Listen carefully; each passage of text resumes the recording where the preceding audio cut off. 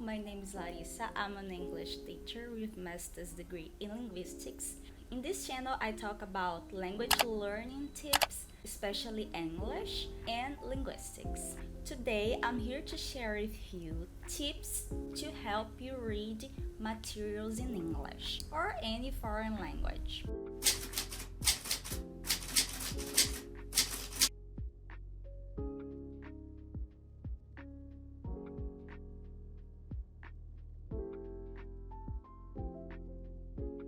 The first tip is activate your background knowledge and recognize the type of the text that you are reading.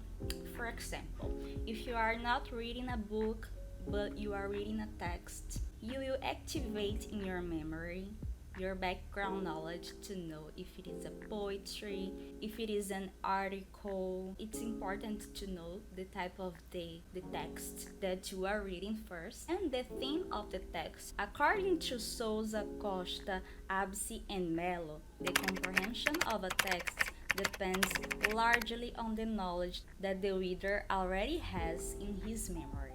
Prior knowledge is a fundamental resource in the comprehension process as it enables the formulation of hypotheses and inferences relevant to the meaning of the text.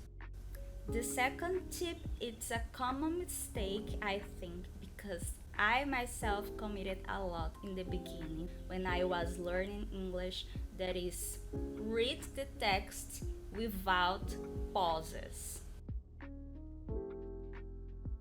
When we are starting to learn a material that is not of our mother language, it's very common that we want to stop to search for the translation of the word. This is going to make you be lost in the middle of the text. Imagine if you are reading a text in your mother language and then you are going to stop in the middle of a paragraph. You are not going to understand what the paragraph is saying. Imagine if you are reading a chapter and you are stopping all the time to see the translation of the words.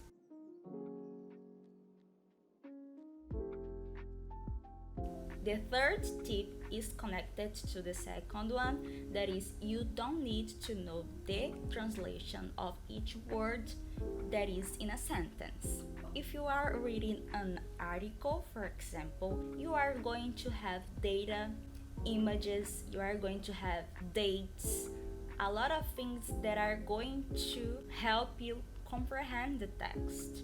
But if you really want to know the translation of a word when you are reading a common article or a physical book, you can underline the word or make a circle, and then when you finish reading the page or when you finish to read the chapter, you can look for the translation and the meaning of the word. Of course, if you have a Kindle, this is going to be simple. If you don't stop every time that you see a word that you don't know the translation, this will break all the inference that you are creating in your head about the text. So if you are in the Kindle, you can click in the word and then see the translation.